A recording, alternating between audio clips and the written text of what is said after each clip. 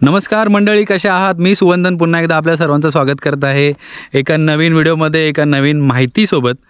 तर कोकण आपलं हे खूप सुंदर आहेच आणि आपली इच्छा असते की आपली कोकणात जागा असावी, किंवा जर आपली जागा असेल वडिलांची, आजोबांची किंवा पणजोबांची, आणि त्याच्यामध्ये काही विषय असतात. म्हणजे जर रिअल इस्टेटचा विषय आला तर त्याच्यामध्ये लिटिगेशन्स पण भरपूर येतात. तर तशीच एक माहिती आज आपण तुम्हाला प्रोव्हाइड करणार आहोत. कब्जेदारी आणि वहिवाट हे जे दोन विषय आहेत ह्याच्यावर आज आपण बोलणार आहोत. आणि त्या प्रथम मी तुम्हाला दाखवतो किती सुंदर परिसर आहे आजूबाजूचा. बघा, पावसाळ्यामध्ये तर कसला निसर्ग वाटत असेल इथे. एवढ्या सुंदर परिसरामध्ये आपले क्लायंटची जागा आहे इकडे वरती. पण आता त्या जागेचा विषय असा झाला आहे की शेतकऱ्यांच्या वादामुळे त्या जागेचा जो रस्ता आहे तो बंद झाला आहे. खूप वर्षांपूर्वी, म्हणजे जवळपास एक 10-12 वर्षांपूर्वी त्यांनी ही जागा घेतलेली. पण आता रिसेंटली वादांमुळे, शेतकऱ्यांच्या वादामुळे, ज्यांच्या जागेतून रस्ता येत होता तो रस्ता बंद झाला आहे. इन शॉर्ट, वहिवाट बंद झाले. तर कोकणात जागा घेताना वहिवाट असणं हे खूप आवश्यक आहे. तुमच्या जागेला लीगल रोड ॲक्सेस जे आपण म्हणतो ते तुम्हाला असायला पाहिजे. आणि जागा घ्यायच्या अगोदर पण तुम्हाला ह्या गोष्टीची काळजी घ्यायला हवी. तर ती कशा रीतीने तुम्ही घेऊ शकता, तसेच तुम्हाला काय काय गोष्टी तपासाव्या लागतात, कब्जेदारी काय असते, हे सगळे विषय आता आपण डिस्कस करणार आहोत. आणि पुन्हा एकदा आपण स्वागत करतो आहे सिद्धार्थ काणे यांचं. हाय, नमस्कार सिद्धार्थ, तुमचं स्वागत आहे. आज एका दुसऱ्या विषयावर आपण बोलणार आहोत. हो. आणि हा पण एकदम महत्त्वाचा विषय आहे ज्याच्यामध्ये भरपूर लोक फसतात. तर सिद्धार्थ, कब्जेदारी आणि वहिवाट हा जो आज विषय घेतोय आपण, तर ह्याचे काय पॉईंट्स आहेत जे तुम्ही सांगू शकता किंवा तुम्हाला सांगायचे आहेत आमच्या व्ह्यूअर्सना? सांगायचं म्हणजे पहिली गोष्ट, आपण जे आज माझ्यासोबत तुम्ही आलात ना जे लोकेशनवर, हां, तर माझ्या मागे जो डोंगर दिसतोय ना सगळा, हां बरोबर, हा डोंगर एक 12 ते 13 वर्षापूर्वी झालेला ॲग्रीमेंट आहे. हां, ॲग्रीमेंटच्या वेळेला मोजणी वगैरे झाली होती. मोजणी करून डिमार्केशन आपण करून दिलं होतं. बरोबर. पण आता त्यांचं असं म्हणणं आहे की जो शेतकरी आहे, दोन भावांनी ज्या संमती दिल्या होत्या, तर त्या आता म्हणतात की आमची संमतीच नाही आहे. तर ते लिटिगेशन्स करायच्या प्रयत्नात असल्याचं दिसून आलं. पण आता आपण त्यांना एक लिगल नोटीस दिलेली आहे की तुम्ही आपला कब्जेदारी आपली आणि वहिवाट पण आता आपली आहे प्रॉपर्टीवरती. त्यामुळे बघायला गेलं तर जे ज्यांच्या नावाने आता सातबार झालेला आहे तेच मालक आहेत त्याचे. पण कसं आहे, त्यांना घाबरून किंवा त्यांच्याकडनं काही 2 रुपये एक्स्ट्रा मिळतील का ह्या अनुषंगाने थोडाफार त्या त्रास द्यायचा प्रयत्न होतो. पण असं आपण लिटिगेशनचं सॉल्व्ह केलेलं आहे. शेतकऱ्यांना भेटून शेतकऱ्यांची म्हणजे काही प्रॉब्लेम नाही आहे, शेतकऱ्यांनीही कबूल केलेलं आहे. तर असे प्रॉब्लेम्स होतात. म्हणून आजचा जो प्रश्न विचारला तो चांगला आहे. तर आपल्याला जुन्या ज्या म्हणजे वडिलोपार्जित जागा असतील तर याच्यावरती चुलत्यांचे चुलते किंवा ह्यांचा कब्जा असतो, किंवा ते गावात राहत असल्यामुळे त्यांची वहिवाट त्यांचीच कंटिन्यू असते त्या जागेवरती. बरोबर. तर मग ती असताना काय होतं, मग आपण जेव्हा शहरातून जेव्हा आपण गावी जातो तेव्हा जर आपण म्हणालो की हे करायचं नाही, हे करायचं नाही, किंवा ते करायचं, असे विरोधात मग विषय होतात. आणि मग असं होत असताना काय होतं, मग एक वादात्मक विषय होतात. आणि बघायला गेलं तर कोकणामध्ये प्रचंड भाऊकीचे आणि गावकीचे वाद आहेत. बरोबर. आणि ते वाद जे आहेत ना ते जागेमुळे, ते भरपूर जागे आपल्याला पण क्लायंटचे फोन येतात. त्यांचं हेच म्हणणं असतं की आम्ही लक्ष दिलं नाही, भावानी कब्जा केलाय आता, किंवा कोणत्या काकानी कब्जा केलाय. सोल्युशन म्हणजे असं आहे, याच्यामध्ये सुंदर सोल्युशन मी सांगतो. एकत्र बसणं, तुमची जी एवढी जागा आहे एकत्र बसणं, सामंजस्याने ठराव करून आपली ताबा मिळवणं, जागा करून घेणं. आणि कोर्टात जायची पण गरज लागत नाही. तहसीलदारांकडनं पण वाटपपत्र करून मिळतं आपल्याला. हां, म्हणजे की तुम्ही कोर्टात जाऊन दावा लावा, फेऱ्या मारा, असा काही विषय नाही आहे.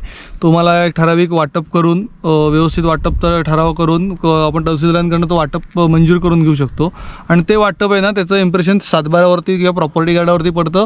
हिस्से सेपरेट होतात. हिस्सेदारी आणेवारी सेपरेट झाली की तुम्ही तुमचे त्या जे वडिलोपार्जित जागा आहे त्याचे मालक झालात. असे लिटिगेशनचे जर विषय असतील तर ते आपण अशा प्रकारे सॉल्व्ह केलेले आहेत आणि आपण सॉल्व्हही करतोय. तर तो एक विषय आपण करू शकतो. तसंच सिद्धार्थ, माझा अजून एक प्रश्न आहे तुम्हाला, की समजा एखादे क्लायंट आहेत जे पहिल्यापासून मुंबईलाच राहत आहेत, त्यांना त्यांच्या जागेबद्दल माहीतच नव्हतं, आणि जेव्हा माहीत पडलं तेव्हा त्यांना हे कळलं की कोणीतरी कब्जा केला त्या जागेवर. मग तो भाऊ असू द्या, नातेवाईक असू द्या, कोणी असू द्या. तर मग त्याच्यातून कसं बाहेर येऊ शकतो, किंवा त्याचे काय कायदे आहेत?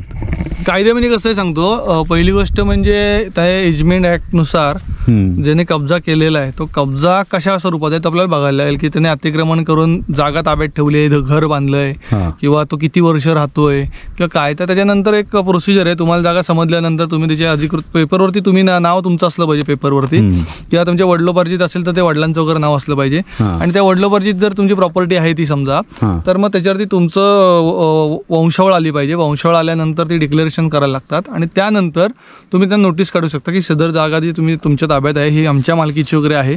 एक प्रोसिजर आहे. त्या प्रोसिजरनुसार आपण ते करतो. त्याला थोडा टाइम जातो, पण आत्तापर्यंतचा आमचा सक्सेस रेट जो आहे ना तो म्हणजे 10 पैकी 8% तरी आपला सक्सेस रेट चांगला आहे, की ज्या प्रॉपर्टी आपल्याला मिळालेल्या आहेत आणि आपण क्लायंटना मिळवूनही दिलेल्या आहेत. आणि उदाहरणार्थ समजा ते कुळ जरी असलं तरी आपण 32 गा असेल किंवा कुळाचा जर काही विषय असेल तो सुद्धा आपण काढलेला आहे आणि तेही काम आपण करून देऊ शकतो आणि प्रॉपर्टी क्लिअर करून देऊ शकतो.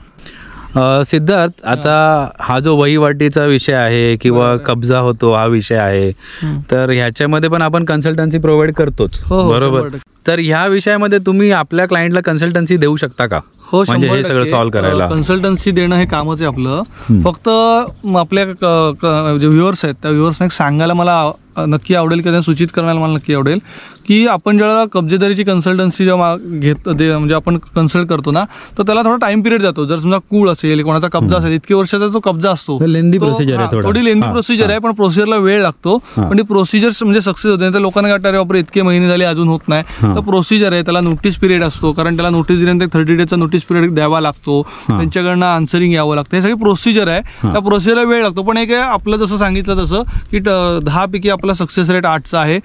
2% जे आपले कुठे डॅमेज होतात तर ती वंशावळ चुकीची निघते किंवा त्यांचा अधिकार राहत नाही किंवा ती जागा विकली गेलेली असते. मग हे सगळे विषय होतात. मग त्यावेळेला आपण सांगतो की आता आपण इथे थांबलेलंच बरं, की हे करू शकत नाही किंवा हे होण्यातलं नाही, बरोबर. असं म्हणजे जर तुमच्या हक्काची प्रॉपर्टी आहे तर ती इझिली सोडू नका, कारण तुमचा पण तेवढाच हक्क असतो. जरी तुम्हाला लेट कळलेलं असेल तरी त्याचे प्रोसिजर्स आहेत जे तुम्ही फॉलो करून त्या जागेवर परत ताबा मिळू शकता. आणि ज्यांनी चुकीचं काही करून तुमची जागा बळकावली आहे त्यांना एक छोटासा धडाही शिकवू शकता, बरोबर आहे की नाही? बरोबर. हां, आपण त्याच्यासाठी तुम्हाला वेळ लागेल, जसं सिद्धार्थने आता सांगितलं, वेळ लागेल तुम्हाला त्या गोष्टीसाठी.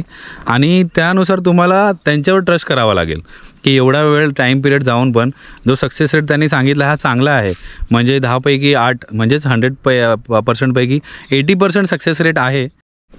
तर सिद्धार्थ, ह्या ज्या जागा आहेत तर ह्या कशा प्रकारच्या जागा असतात? म्हणजे जर शेती स्वरूपाची जागा आहे, बरोबर, तर ह्यांना रस्त्याचा ऍक्सेस कसा असतो? किंवा जर एक आता उदाहरण द्यायचं झालं तर आता आपण इथे उभे आहोत, बरोबर, तर हा जो रस्ता आहे हा डांबरी रोड दिसतोय, तर हा ग्रामपंचायतीचा आहे, झेडपीचा आहे, जिल्हा परिषद, हा जिल्हा. तर हे सगळ्या पण गोष्टी आपल्याला तपासायची गरज असते, बरोबर. आणि ह्या रस्त्याला लागून आता हे झालं, हा आपण कसं आहे, हे गावाकडे जाणारा रस्ता आहे म्हणून हा झाला, बरोबर. पण आता ज्यावेळेला आपण जसं तुम्ही इतका प्रश्न विचारलात ना, तर ते जे वहिवाट किंवा जो कब्जेदारीचा विषय असतो ती शक्यतो शेतीचीच जमीन असते, कारण शेतीमध्ये हे शक्यतो प्रकार येत नाहीत.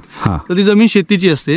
मग ती शेतीची जमीन जी असते ना, त्या शेतीच्या जमिनीमध्ये रस्ता जरी कोणी अडवला तरी आपण तहसीलदारांकडनं तो रस्ताही मिळवून दिलेला आहे. किंवा रस्ता जरी अडत असेल तरी रस्ते अधिकारानुसार तो रस्ता कसा अडवला जात नाही. पूर्वी पार ज्या पायवाटा आहेत जुन्या, त्या पायवाटा अडवल्या जात नाहीत. वहिवाट पण बोलतात का त्याला? वहिवाट म्हणजे काय सांगतो, कन्फ्युजन सांगतो. वहिवाट याचा अर्थ काय की त्या असलेल्या भूखंडावरती तुमची वर्दळ, ओके, म्हणजे समजा एखादा प्लॉट आहे 1 गुंठ्याचा, तो माझ्या ताब्यात आहे, तर तो वहिवाट झाला.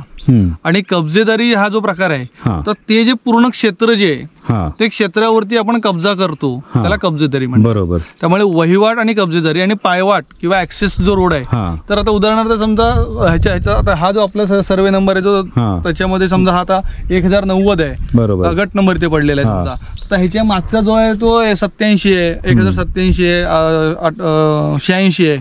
मग आता ह्यांना जाण्यासाठी तिथून एक पायवाट आहे, तर ती जी पायवाट आहे ना ती अशी आपल्या इथून मधून जाते. पण आता उद्या जरा डेव्हलप केला तर ती पायवाट त्यांना तिकडे आपल्या साईडनी द्यावी लागणार.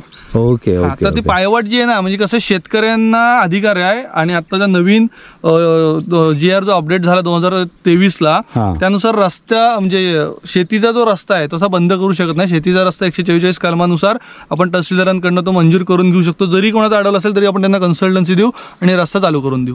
ग्रेट.